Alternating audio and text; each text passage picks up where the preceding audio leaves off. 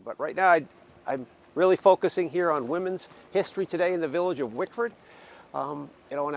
It's personal to me. My father, those who knew me, my father died when I was very young, and I was essentially raised by women. And I saw how hard it was for women to live in a world in the 1960s, what they were up against. And as I got older, I realized that if I think it was tough in the 1960s, I must have imagined what it was like in the 1700s or 1800s to live that kind of a life. And so it's always been on my mind. And later in life, and I got into my 40s, I started to get into genealogy. It really became quite a passion. Anybody who's done genealogy, it's one of the most addicting things to do. And I went through my maternal grandmother's family history. And again, I end up at the end of this exploration of my grandmother's maiden name was Town, of the end of the Town family. I end up right smack dab in the middle of another great woman's story, a woman's issue, one that drove the colonial America. When I found that my family line goes right up to a woman named Joanna Town and 3 of her daughters who were living in Salem, Massachusetts. And in the end, all 3 of Joanna's daughters were tried as witches and 2 of them were hung. So that was kind of startling. Called all my sisters up and told them that they had this great legacy of their own, and they were pretty excited about it. But it was a startling idea, and I started thinking about it and looking into this Salem witchcraft business and what it was really all about. It seemed to me impossible to believe that it was all about witchcraft. And I looked at it very closely. I read some current research on it and found out that indeed it was a little bit about witchcraft. It was a little bit about that. But really what it was really about was the Puritan ethic, the Puritan mindset, and its connections to government and governing in the colony of the Massachusetts Bay Colony. And what was happening in Salem and in parts of Boston and areas around that, Topsfield, were that women were doing something that they weren't supposed to do. The Puritan mindset has roles for everybody. If you believe in the Puritan faith, you know that in order to be elect to go to heaven, you have to do what the Puritan leaders called moral striving. There's a set of guidelines for everybody. This is what you do. If you want to go to heaven, you follow these guidelines that we have set up for you. And by that time, the Puritans were deeply entrenched in the governments of these towns and villages as well. You do these things and you follow our rules, you listen to us, the elders of the Puritan church, and you will go to heaven. You'll be among the elect that goes to heaven. That was a great list of rules for men and a very small list of rules for women. I like to think of them as a box. There's a box that women are supposed to live in. Home, hearth, child rearing. That's it. If you're a woman in the 1600s, the 1700s, even into the early 1800s, you were born and raised knowing that that box is your life. Get used to it. That's it for you. You are into it. Home, hearth, child raising. That's all you have. Be a good wife, be a good mother, take care of the house, and everything will be fine. You'll go to heaven along with your husband if he's good too. But some of these women in Salem, some of these women in Boston, some of these women in other areas around Massachusetts were beginning to step outside of that box. They realized that they had things that they wanted to say. They had ideas. Their life was based around the Puritan church, and they would meet together beginning after church, originally just to have a woman's tea. But women started talking about things. And the Salem leaders didn't like it. Finally, more and more women were getting together after church and talking about their own ideas about things. Some of those things were stuff that came right out of the founding of Rhode Island with Roger Williams and Anne Hutchinson, who were fighting against Puritan ideas when they said that, hey, guess what? According to my read of the Bible, you're born in God's grace.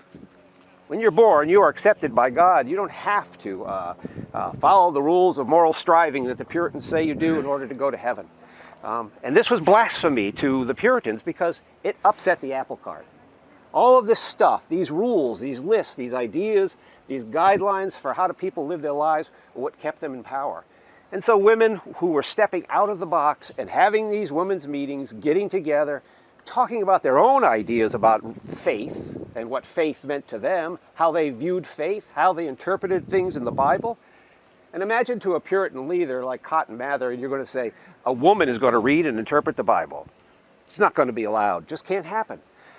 So as things got along and more women got involved, eventually men started going to these women's tea groups and speaking out as well. And the leaders in Salem said, we've got to do something. We have got to do something here. This is getting out of hand. They got together, the judges in Salem, and said, what we need to do is set a few examples. Let's pick out a few women, and let's let them show what happens when they step outside of the box.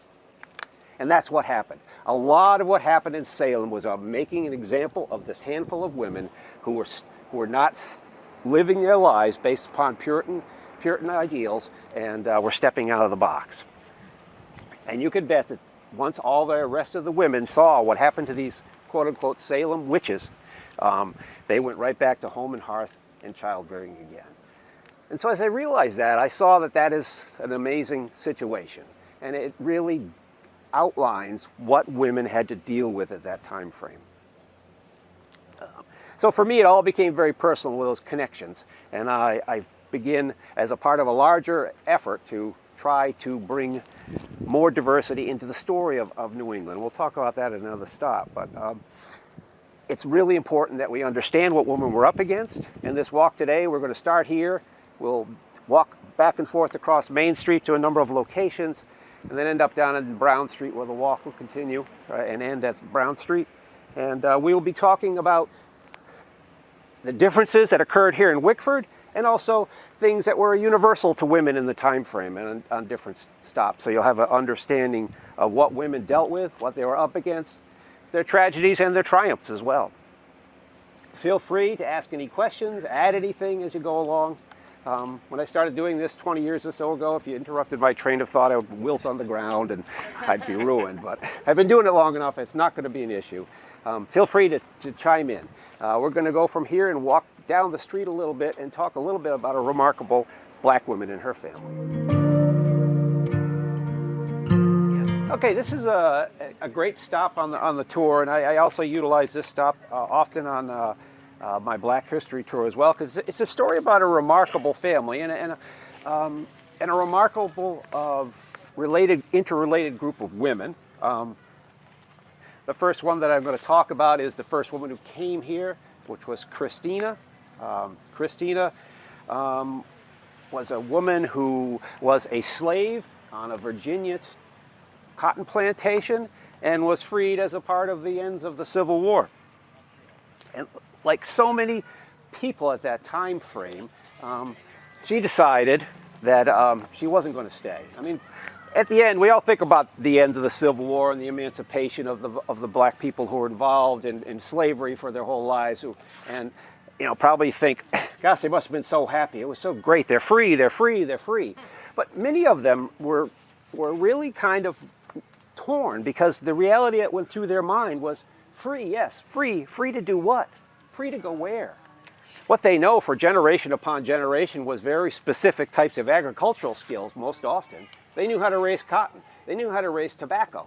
They knew how to work a dairy farm. Very specific skills. No education, generally could not read or write, no connections anywhere except for the Deep South. And so it was a very difficult time for them. Over the course of the first year or so after the war ended, black people in the South made basically one of two choices. I'm going to stay here and make a go of it, or I'm going to get the heck out of here. And many of them got the heck out of here and moved north, particularly to places where they had seen a lot of support for the movement to end slavery. Oftentimes that meant Detroit, Chicago, New England, places like that. Places where they thought they would be welcomed and places where they thought they could find work.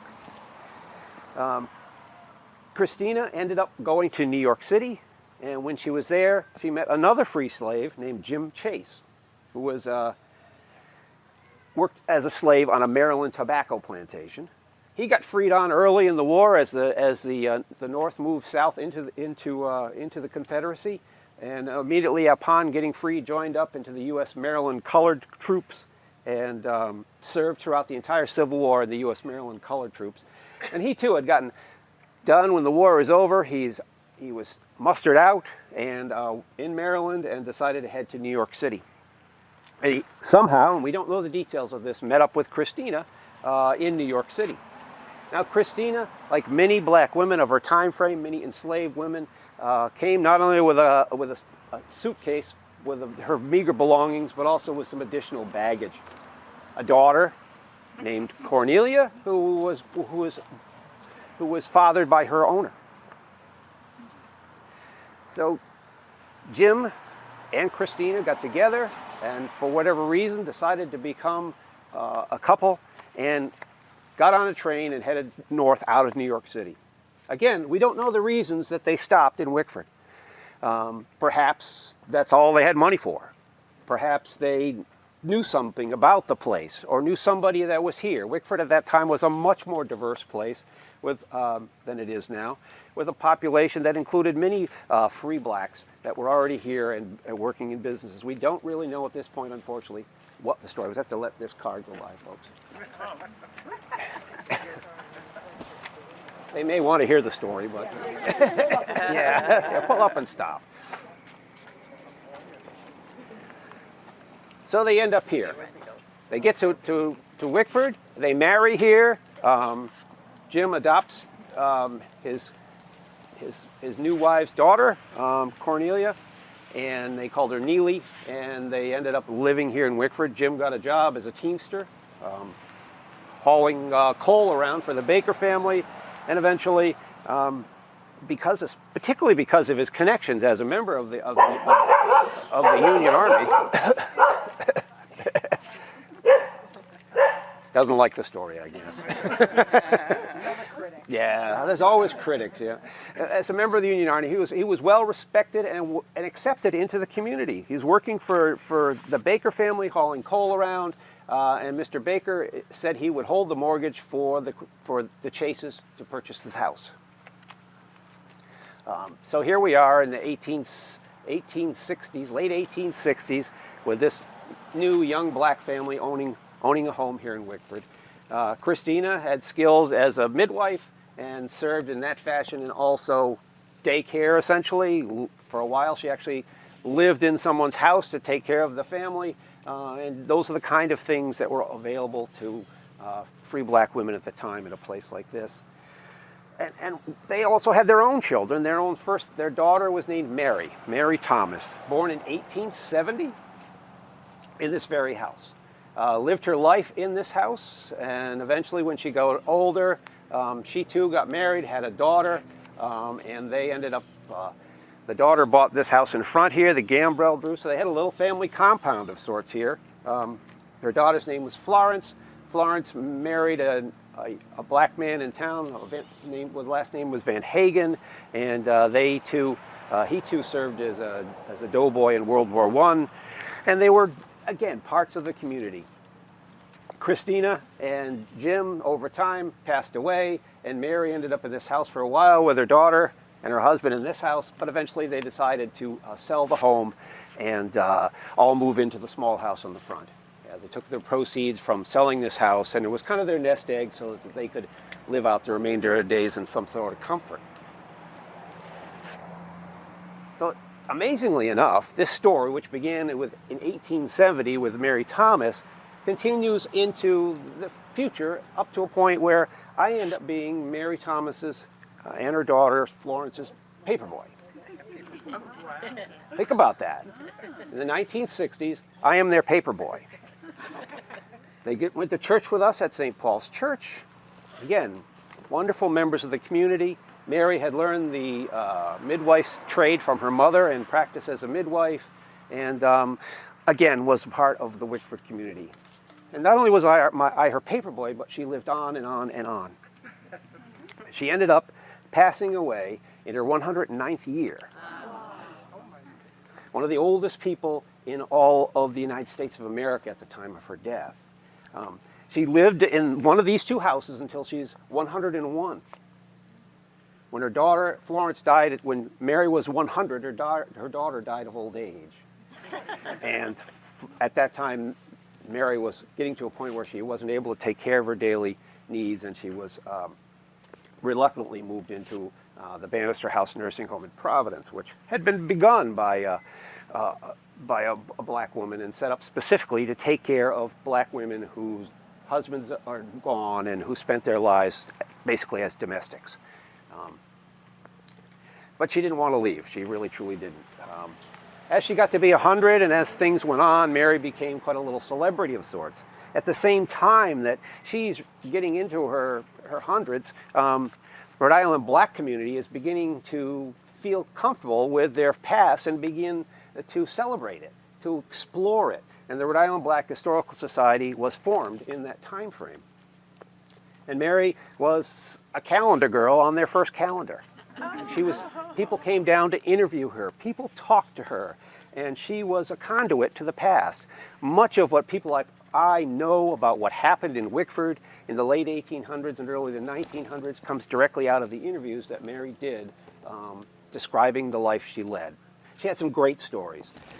She remembers her father, as I said, Jim Chase, was a teamster. He had a team of draft animals, and one of the contracts he got was hauling bricks from the town dock here up to 80 Boston Neck Road to build the town hall. So we think of the town hall as being there forever. Mary Thomas would drive by the place and say, "Tim, I had my hand on every one of those bricks. I picked them up and put them in my father's wagon. I helped him take them off and put them on the ground, and the bricklayers take them and made that building." That's the kind of history that this woman had in the community. And one of the stories she told me really touched me closely when I realized in listening, this was after her death, but I listened to a story where she was interviewed by Peter Spencer, who was the priest at St. Paul's at the time, and he had tapes of interviewing her. And he says, "Mary, what's your earliest memory of Wickford?" She says, "Oh, yeah, I remember when I was like 6 or 7, my mom gave me a penny, and I went up to that big country store at the top of Collation Corners and bought candy up there. It was a nice store run by a really nice big man, and he gave me a lot more money or more candy for my penny than I ever really deserved. And they had a big bench there, and I sat on the bench and watched the people come and go and talk to the storekeeper." And as I'm listening to this story, I realized something, and it strikes me to this day how amazing it is. She was talking about the guy that I am named after, George T. Cranston, who ran the general store up at the top of the hill at Collation Circle. A man who died in the 1890s, a man that I never, of course, got to meet, a man who was important to the community, a veteran, an important guy in politics locally, and a man I would have loved to be able to meet. But then I remembered, in my own odd way, I did get to connect with him. Because every time Mary Thomas put $1.25 in my hand at the end of the week, it's the same hand that she held that penny and she gave it to the guy I'm named after. So when I thought about that, I felt like I had a connection to this guy through her. And it made the world of a difference to me. And that's the way Mary was to this community. In her stories, in her longevity, and in the life that she led, I mean, she really didn't enjoy all the fame and fortune. People would ask her, people would come down and interview her from PBS, and people would come from the papers, and she'd say, "I'm just a Wickford girl. I'm nothing special." He said, "Well, you're a black Wickford girl who's 109. You are pretty darn special." And so it was wonderful to have this connection with her. She was a good customer on the paper route. Didn't tip very much, but she always had her and I thought they were sisters. I didn't know it was mother and daughter. I was just a kid. They made great cookies at Christmas time. So. I have great memories of her, and she is was a great connection to the past in Wickford, and also to give you an idea of the kinds of lives that black women lived in the late 1800s. We're going to go up a little bit, walk across the street, and talk about a very different kind of a woman. She has a question. Yes. Is there anywhere that you can read any of those interviews or anything that she's... I think they might have some at the library in the South County room. You might look into that. And her name was again? Mary Thomas. Mary Thomas, yep.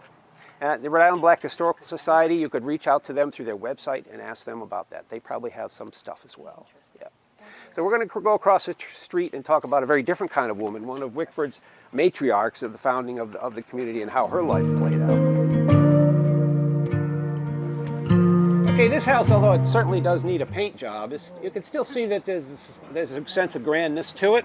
It's unfortunate because it's a house that's been in the beginnings of World War II was chopped up into rental properties, like a lot of the bigger homes in the village. The one next door, another perfect example. And never really had a champion to talk about its story, its history, because of the fact that it was really a rental property, and folks just made money out of it, essentially. And it still is a rental property. If you look it up, it says it was first owner was Alfred Joseph Reynolds, and it was built in 1843, but that's just a little bit of the story. And it kind of gets back to something we're going to get to at our next stop, is how the telling of history, the recording of history, has always been kind of slanted to focus on the men and their contributions to what's going on here. We'll talk a little bit more about that at the next stop. Really, this house was built for Alfred Joseph Reynolds and his wife, Susan Whedon, but they didn't pay for it. The money came from Alfred's mother, Abigail Updike Reynolds, who at that time was a widow and who was one of the most important people in the village of Wickford. And this begins to talk about, so we can begin to talk about Wickford as a very different sort of a place. And Wickford, because of the realities of keeping a vibrant, active village running in a place where the entire economic future, the economics of Wickford, were based upon the maritime trade. Ships coming and going from the dock, men being on the ships as crew members, and ships being built at the 5 shipyards around it. Almost all of the men involved in Wickford were involved in that. They were either going to sea, they were captains on ships, they were working in shipyards, and you had a big old village here that needed to run.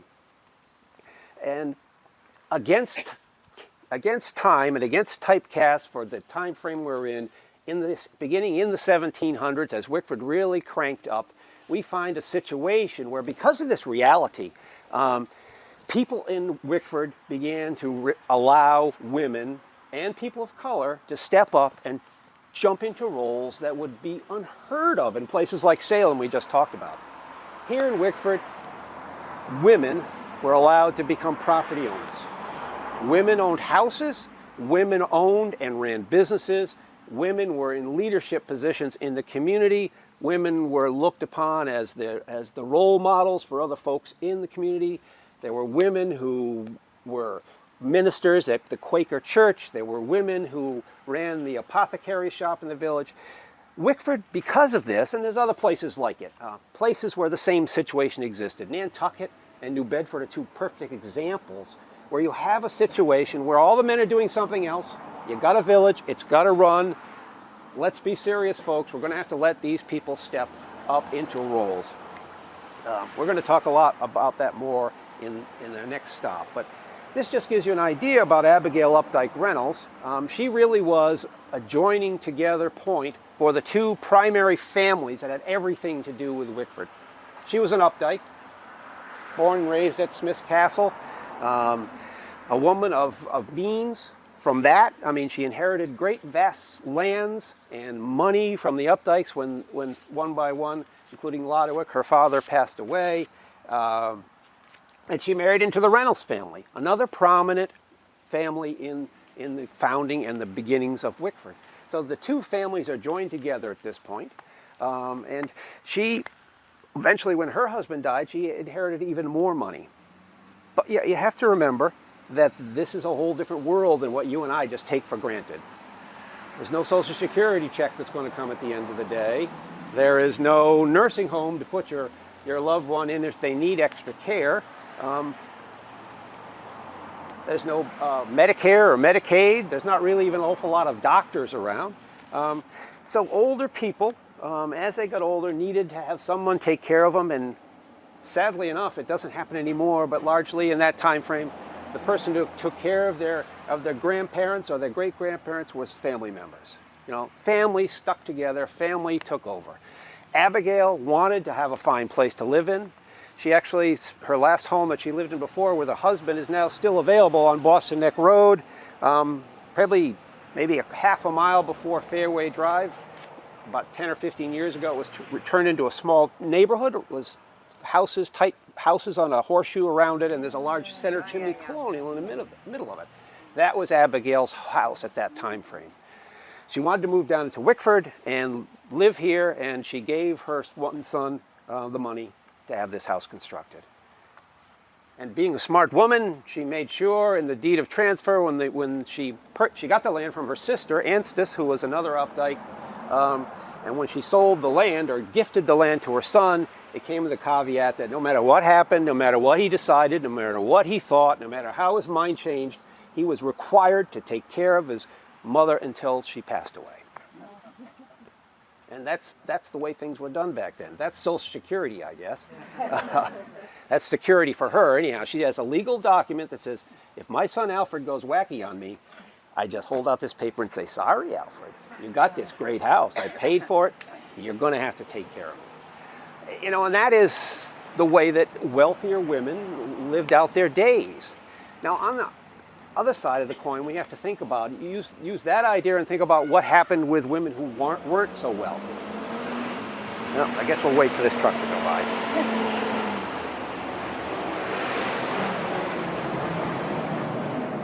Their lives were very different as they tried to find a way to find a family member to help them through their older years. And we're going to talk about discrepancies in when people lived and when people died, men versus women at another stop. But this house here stands testament to Abigail Updike Reynolds, her position in the community, and the fact that she was wise enough to make sure that her son, no matter what, and we all have sons, you know how it goes, you just never know, that he was going to take care of her when she got older. Another thing that talked about how important Abigail Updike Reynolds was to the community is that almost every prominent family in Wickford in the 1800s, the middle 1800s, when she was alive and an important person, had a daughter that they named Abigail Updike something. Honest to goodness, if you go through Wickford history, you look at every family tree, everyone has at least one or two Abigail Updikes in it. She was really that important to the community as a matriarch for Wickford. She really was the matriarch for Wickford, being the woman who brought these two important families together to make the village happen. All right, we're going to Chris. Yes. Can you tell me about the architecture? Was this just the house that she built, and then that was added on, and then this was added on? Oh, this is the house. Yeah, that's a separate house, the yellow one. Okay, Yeah. so Yep. And there's an addition to the back of it. the addition Yeah, was- that was put on later on. But this Okay. core of the house was it. Yeah. This core of the house. All right, we're going to go down and walk across to the Narragansett Bank House and explore a little bit more.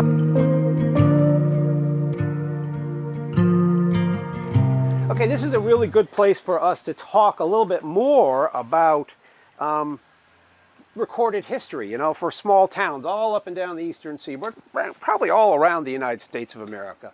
And it really began people getting concerned about the history of these ancient villages at the beginning of the Industrial Revolution. You know, it's funny because we kind of go through something right now, what I like to think of as the information revolution, where people of my age are looking at the way the world is and seeing it's changing so drastically. I can't keep up with it. I can't keep track of it. And that's what was happening to people who were born, say, in the late 1700s or very early 1800s, as the Industrial Revolution took hold of the United States of America and the world that they were used to. Before this, America was largely an agricultural-based society, mostly all about farming, and little villages that supported that, the farming activities that went on around it. But with the Industrial Revolution and really, the easiest way to think of the Industrial Revolution is simple. This is something I would tell middle school students. The Industrial Revolution really is just about, if you want to just distill it down, making stuff that we already have, but making it faster, in larger quantities, and at a cheaper price. That's really the basis of the Industrial Revolution. We had cloth before, but we couldn't make it so fast. We couldn't make it so cheap. We had guns before. We had shovels before. We had stoves before. But the Industrial Revolution brought about a way to make things faster, better, and cheaper. And so the world's changing. And these people were concerned about it. And they began to think, well, we've got to write this stuff down. Nobody's going to know what our world was like. So people who had the wherewithal and the education and the time and the money to do it, they began doing that. At the same time, they formed almost every single small house museum in New England. From colonial Williamsburg right up to Smith's Castle and everything in between happened at the same time with the same group of people who said, our world's changing so fast, we have to protect the memory of what our life was like when we were young, what America was at that time frame. So you had this group of people writing all this stuff down, this group of people collecting things and putting them in museums. And if you go back and look at it, and the stuff they wrote is really thought of as primary material for 20th and 21st century historians. This is the stuff we have to pull together the story of our communities in this day and age. But when I begin to look at it, after doing this for about a decade or more, I saw that there was something going on with all these documents. Every book, every booklet, every newspaper article I looked at, everything that was written in that time frame about an earlier time was all written from the perspective of what I like to call the rich white guy. Let's think about it. The rich white guy is the guy who has the education to write this stuff down, to write a narrative. I mean, we're not talking about things like being done by professional historians. These are people like me doing these things. So they had the education, they had the time, they had the money to do it. And they wrote everything down as best they could. They collected all the stuff they thought was important. But in doing so, what they did, and in some cases it was intentional, in most cases it wasn't, in writing their stories, because it was from their perspective, the way they remembered the world, they wrote out women. Because, that wasn't their world. They wrote people of color right out of the story. And for a large part, they wrote poor people out of the story too, because that wasn't their perspective either. So you end up in the time frame that we have now, and you go to a library and you pick out a book written in the 1930s about Wickford, and they're wonderful things, and there's a lot of information in them, but they're all just that perspective. What was going on in the lives of the rich white people in the time frame? And this house is a great example. Matt just brought out this was Robin Porter's house, who was an important local politician on the town council. He was a state senator, I believe, for a while. Prior to that, it was owned by a gentleman named Hunter White, who was one of the early historians who wrote the